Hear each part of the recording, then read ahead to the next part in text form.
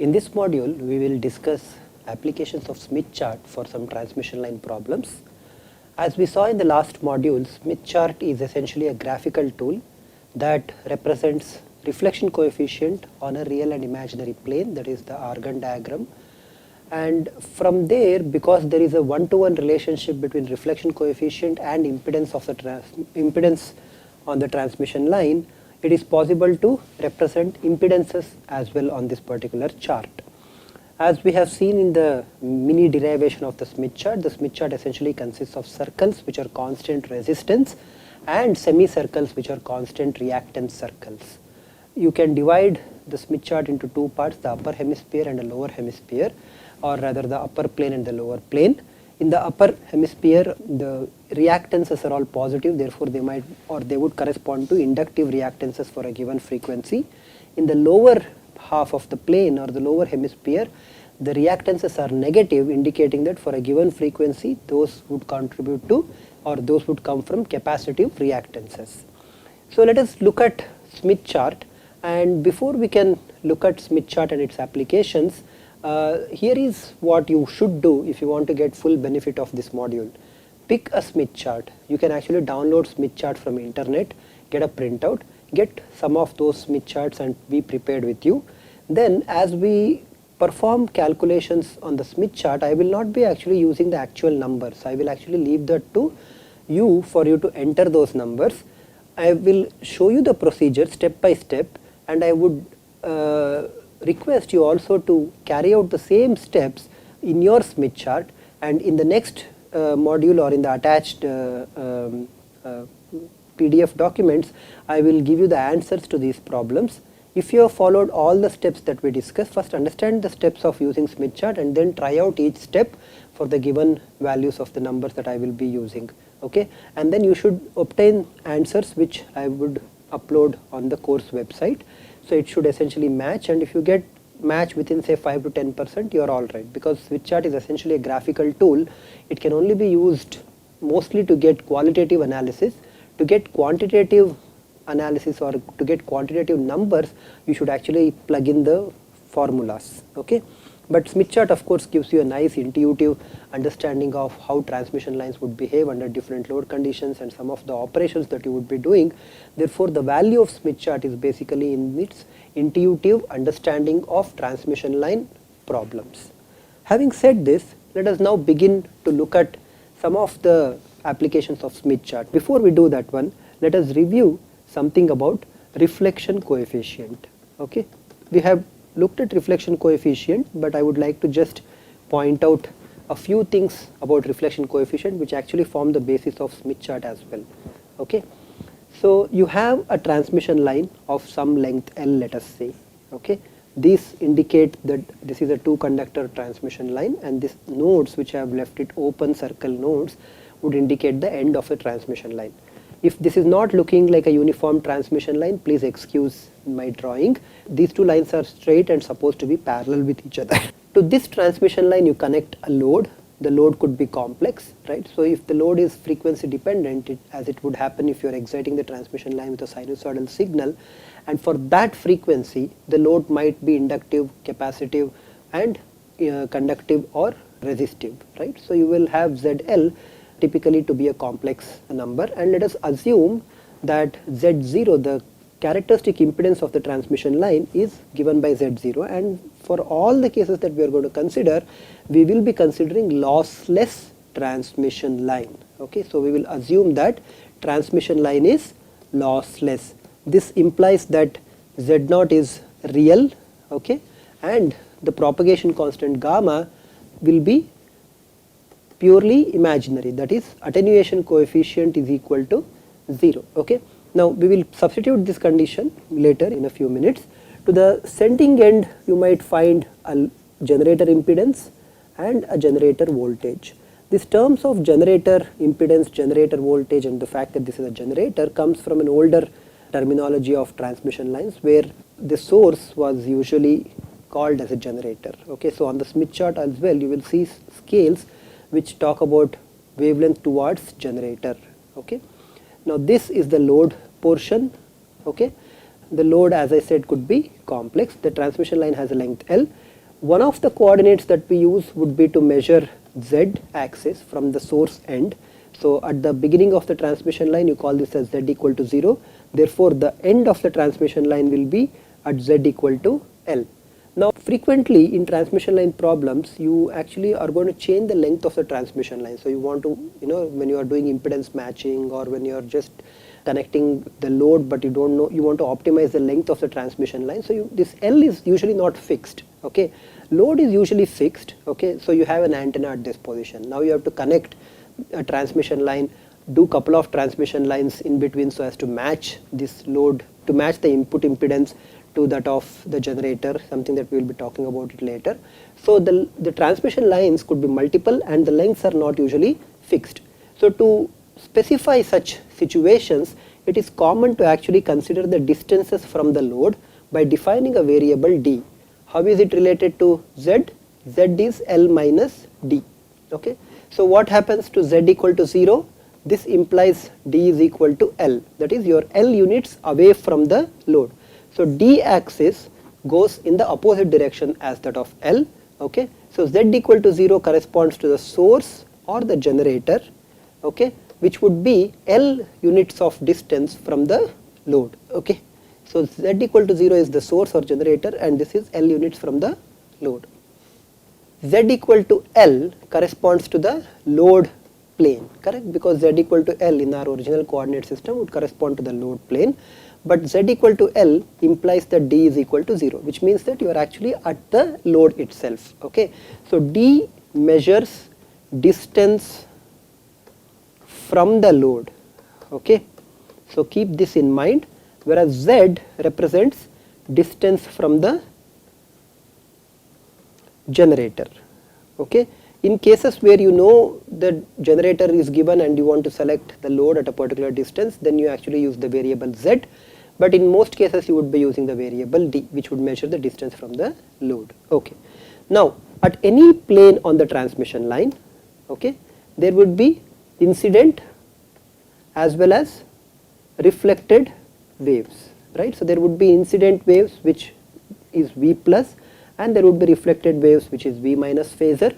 And what is V plus phasor? V plus phasor is some amplitude V0 plus e to the power minus gamma z. So I am for the time being using gamma, but later I will substitute gamma equal to j beta, okay. And what about V minus? V minus is V0 minus, which is the reflected wave amplitude, and it is propagating along minus z direction, therefore I am writing this as e to the power gamma z. Now reflection coefficient at the load is defined as the ratio of the reflected voltage amplitude to incident voltage amplitude, okay. So this is the reflection coefficient at the load. This itself would be complex, okay, because this is actually connected to ZL and Z0 and ZL could be complex. So this reflection coefficient could be complex number which can be written in its magnitude and phase as magnitude of gamma L times phase phi L.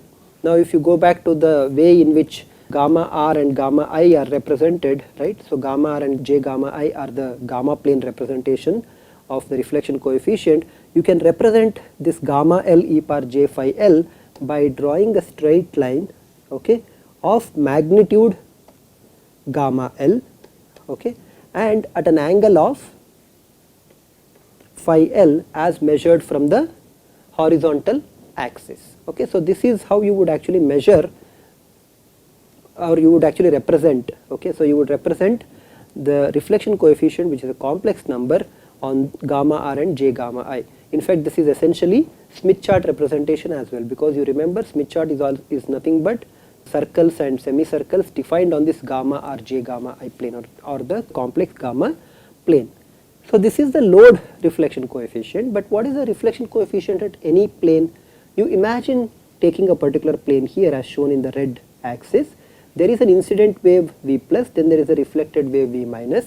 The ratio of this V minus to V plus at any plane Z will give you the reflection coefficient at that particular plane.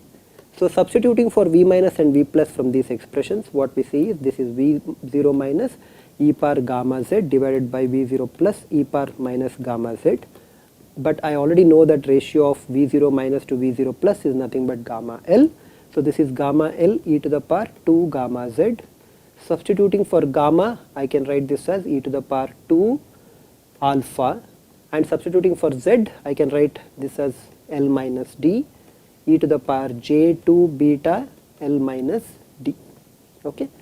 Now we also utilize the fact that gamma L itself could be complex, therefore I can write this as magnitude of gamma L, okay, e to the power j phi L, then you have e to the power minus 2 alpha d, you have e to the power minus j2 beta d, and then you have e to the power 2 alpha L e to the power j2 beta L, correct. Now there are certain things which are dependent on L, so I can actually group them together. So these quantities I can group them together, okay, and call this as some gamma with a subscript L. Please note that this is not the capital L, okay, capital L stands for the load and small l stands for this constant phase factor. This is a constant phase factor, right, because this is alpha if you fix, beta if you fix, and L is the fixed transmission line length, therefore this would essentially be some constant phase factor. Okay, so to take that into account, I can actually put them down as gamma L. Okay, I still have this e to the power minus 2 alpha d e to the power minus j2 beta d, and this is a phase angle which is changing as you go from load, because d increases as you go away from the load. Okay, so this would be the phase angle which is changing, but what is the angle there? It is actually minus, so which means that you should be going clockwise, okay, as measured from wherever the starting point for gamma L that you would be there, which is this gamma L. Okay, so please note that this is actually gamma L. Okay, so with this gamma L, which is already making an angle of phi L plus 2 beta L, right, and has an amplitude of gamma L into it 2 alpha L. Okay, so this angle it's already making, and then you move this one away. Now suppose you assume that the line is lossless. Okay, suppose we assume that the line is lossless, then what happens to gamma of d? Because this z dependence has been replaced by d dependence, right, because we replace z is equal to L minus d, right. So if you actually write like this, what you will see is that gamma of d is equal to gamma L, alpha is 0, therefore this term will be equal to 1. Okay, so you have e to the power minus j2 beta d, but what is gamma L? Gamma L is nothing but gamma L magnitude, right, times e to the power j phi L itself, because if you are looking for this one, then alpha is equal to 0, right, so there is actually e power j2 beta L. Okay, but this e power j2 beta L is essentially a constant phase that does not really matter to us, right. So what actually matters is, as you go away from the transmission line, what would be the way in which your magnitude of gamma d changes, right. So you can actually obtain that by taking the magnitude of this one and then writing the phase angle for this, right. So if you take the magnitude, you are going to get gamma L magnitude, which would essentially be gamma L, and when you write the phase of this, you would obtain e to the power j phi L minus 2 beta d. Okay, so going back to the representation of gamma L on the plane, this would correspond to, this is gamma r and this is the imaginary axis j gamma I. So you draw a line, okay, of length magnitude of gamma L, which would be the load reflection coefficient, and the magnitude of gamma L would essentially be the same. Okay, this initial angle will be phi L, okay, so that you are actually representing this gamma L magnitude e to the power j phi L. Now at any point d on the transmission line, d units away from the load, your new value of gamma will be something that has to be clockwise moved on the constant gamma L circle, right. So you assume that there is actually a constant gamma L circle up there. Okay, this may not look like circle, but please excuse, but the point here is that on this constant gamma L circle, because see, the magnitude is not changing, only the phase is changing, and if you move a distance d away, your total phase angle must be reduced by an angle of 2 beta z. Therefore your new location would be the same magnitude gamma L. Okay, so this is the same magnitude, but a total phase change of minus 2 beta d. Okay, or rather if I consider minus as clockwise, so this would be a total phase of 2 beta d. Immediately you can see certain ramifications of this one. For example, since I know that beta is related to lambda as 2 pi by lambda, so the total phase change as you move a unit of d away from the load on the transmission line, right, the total phase change would be 2 into beta into d, which is 2 into 2 pi by lambda into d. Okay. Suppose you move d equals lambda by 2 away from the load. Okay. So with d equal to lambda by 2, what would happen to the phase change? 2 into 2 pi by lambda into lambda by 2. So lambda cancels, 2 also cancels, and you get 2 pi, which means that after moving around, okay, so after you have moved around a lambda by 2 distance from the load, you are actually back to the same position. Now this actually makes sense, right, because we know that successive maxima or successive minima are repeating on the transmission line with a periodicity of lambda by 2. Therefore, this lambda by 2 bringing back to the same point actually makes sense, and this is calibrated on the Smith chart. Okay, so on the Smith chart, if you look, this value on the outer scale, which is called as WTG scale. Okay, so on this WTG scale, this is 0, and then as you go around, this would be 0.25, and clearly as you come back to here, so somewhere it would be 0.49, and then go all the way up to 0.5. So 0 and 0.5 were essentially coinciding on each other. Okay, so this is essentially what I wanted to tell you. As you move on the transmission line, your reflection coefficient magnitude does not change. In fact, the movement can be visualized by drawing a constant gamma circle. Okay, by drawing a constant gamma circle, and all the movements are actually made on this constant gamma circle. Now, constant gamma actually implies a constant SWR, right? So because there is a relationship between the two, you know that this would essentially correspond to constant SWR. Therefore, constant gamma circle is also constant SWR circle for that particular transmission line. Okay. Again, it is important to note that we are dealing with only lossless transmission lines. If not, it won't be a circle, it would actually be a spiral. Okay. If for example your alpha is non-zero, then from this point you would actually have dropped down to this point. Okay, so it would essentially be a spiral, and at the end point the distance, I mean the length of gamma L would have been reduced by a factor of exponential 2 alpha d. Okay, so that's essentially what this particular spiral thing is, but anyway we are not going to consider the lossless case, so this is not in any way important for us. Okay, so we are not going to look at this particular lossy case. Alright, so bringing back, constant gamma L circle is constant SWR circle. Now here are a couple of other things that you can immediately note down. What is the maximum resistance on the transmission line? The maximum resistance or the maximum real part of the resistance would be the transmission line characteristic impedance Z0, which is again assumed to be real, times SWR. Okay, this was an exercise which I gave you in the last module. I hope that you would have solved this one and realized this. Okay, because on the Smith chart all impedances are normalized with respect to Z0, what you would actually find is not R max, okay, rather R max normalized, and I am denoting this normalized by writing a bar over this.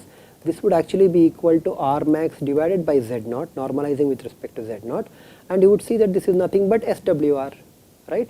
So the maximum R max would actually be equal to SWR.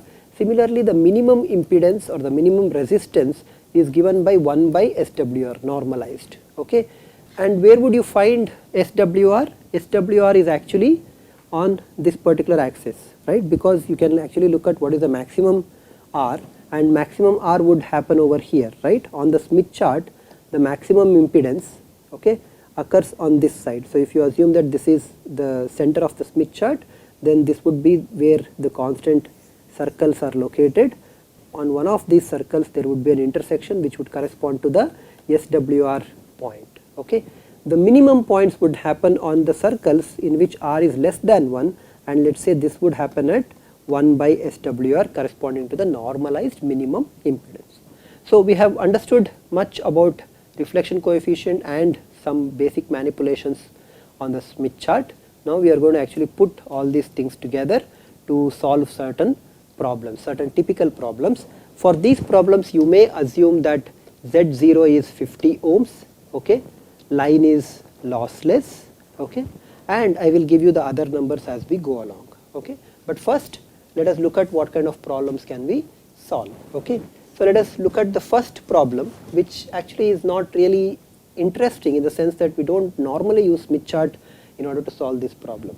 The problem is find gamma L, the reflection coefficient the reflection coefficient of the load given ZL and Z0.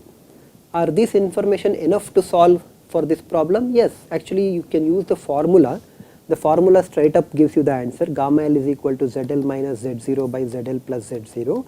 But if you want to use Smith chart, okay, so I'm going to draw some representative Smith chart over here, okay.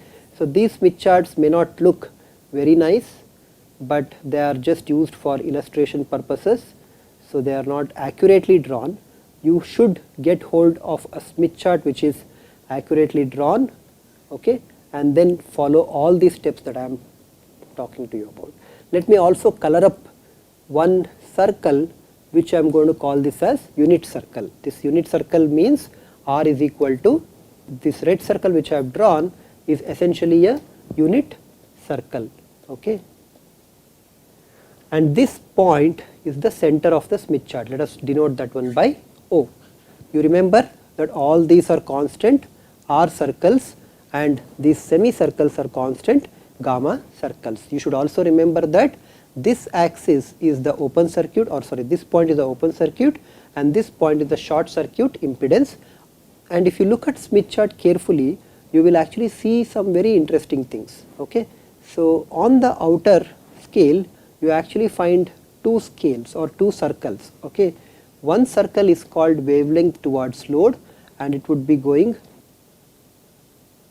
the wavelength towards load would be going this way, okay. So let's write down it like this. So this is your wavelength towards load circle, okay, and there is another outer circle which is very important for our case, which is the wavelengths toward generator. Now why is that? So this is the wavelength towards generator and it would actually go in this particular direction, okay. So it would actually go in this clockwise direction, okay. Now what is the significance of this wavelengths towards generator and wavelengths toward load?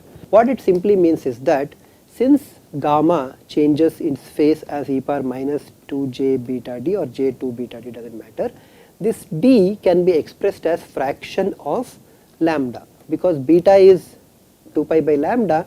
Therefore if you express d as fractions of lambda, let's say this is 0.2 lambda, then that lambda would cancel and you would get some reasonable numbers. Therefore all these scales are calibrated with respect to lambda, okay. They are not calibrated with respect to Z0. So you should explicitly calibrate or normalize all of your impedances using Z0, okay. Alright. So the problem that we want to solve seems to be that I want to find out what is the reflection coefficient given ZL and Z0 using Smith chart, okay. The first step in this is to enter or normalize ZL, okay. Let us put a bar over this one to denote that this is normalized value, or you can use a small case z, since that is difficult to distinguish in this papers, I mean in this screen. I am going to use a bar to indicate that this is normalized quantity. So normalized impedance is nothing but ZL divided by Z0, and there is no units for this normalized because Z0 is in ohms, ZL is ohms, therefore ZL bar is dimensionless quantity, okay. This is just a number. So you enter Smith chart, okay, you enter Smith chart with ZL bar, okay. Let us consider a simple example. Let us assume that I am looking at say ZL of 100 plus J200 ohms, okay. Please note this is ZL and it is in ohms. So this is ZL which is 100 plus J200 ohms. Therefore the normalized ZL will be 100 by 50 because that is what the value of Z0 that we are assuming, plus J200 by 50, which is nothing but 2 plus J4. So on the Smith chart you locate R equal to 2 circle. So let us say this is R equal to 2 circle. Also locate plus J4. Now plus J4 is inductive reactance, therefore it should occur on the upper half of the plane. Okay, so let us assume that this is your J4. So your initial point that you would be there on the Smith chart would be this one. Okay, so maybe we should use a different color here. So let me use this blue color to denote this point. Okay, so this point let me also call as P2. Okay, and P2 denotes normalized ZL bar. On the Smith chart, P2 denotes normalized ZL bar. Please note that I am just doing this one on a qualitative basis. You should have your Smith charts in hand and you should carry out these steps as we are carrying out. Okay, but don't rely on these diagrams too much. I am just going to show you the steps and you should actually enter the values. I will give you the answers in the next, in the attached PDF document in the course website. Okay, so you actually end up with first P2 on ZL, and from the center of the Smith chart you should now draw a line which passes to P2. Okay, the angle which this line makes will be the phase angle phi L. Remember that 2 beta L is not of any consequence to us, therefore I have removed the 2 beta L from consideration. So whatever the angle that we measure of this line, right, which would also give you the magnitude of gamma L. Okay, so how does it give you the magnitude of gamma L? We know that the outer circle on the Smith chart must be, sorry, this is not even looking like a circle. So let's say this is the outer circle on the Smith chart. This has the maximum radius. So on the Smith chart, let's say this is about 3.2 centimeter. Okay, so you decided to print the Smith chart on a paper, and then on the paper it came out to be 3.2 centimeter. Now this magnitude of gamma L would be the fraction of this one, right? So let's say this is magnitude of gamma L. Okay, measure this using a scale. Okay, and then so let's say you measure this one and you found that the value here is delta, and then normalize this one by the radius of the outermost circle. Please note that on the Smith chart there are two outermost circles, one is WTG scale and the other one is WTL scale. We are not talking about those circles, we are talking about the Smith chart R equal to 1 circle. Okay, so outer this there are still two more perimeter circles, don't worry about those. Okay, these are WTL and WTG scales. So once you get delta, normalize it with respect to 3.2 centimeters. I mean, I am assuming that this radius is 3.2 centimeter, but on your Smith chart you have to measure what would be the radius. Okay, so this is on the R equal to 0 circle. Okay, so this would be delta by say 3.2 centimeter, and that would give you the magnitude of gamma L. The angle that this would make will give you the phase. So your reflection coefficient is gamma L e power j phi L. Don't use this procedure. There are also axes calibrated down which tells you the magnitude of gamma L as well as the phase angle phi L. So all you have to do is to take a compass, okay, measure this distance and then cut these two axes with that particular compass distance. Okay, so when you do that one, you can directly read out what is the value of magnitude gamma L and the phase angle phi L, that would be in degrees. Okay, so this is an application of Smith chart, not widely used because the formula is more convenient in this case.